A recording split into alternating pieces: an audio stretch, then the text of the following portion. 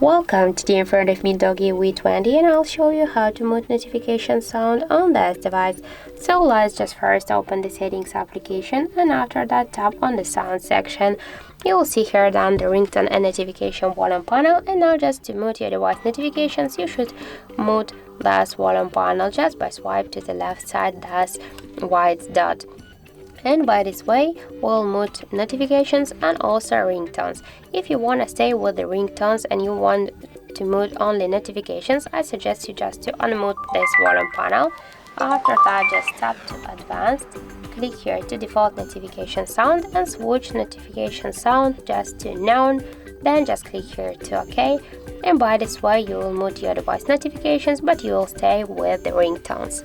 So that's it. Thank you for watching, and if you find this video helpful, don't forget to leave a like, comment and to subscribe our channel.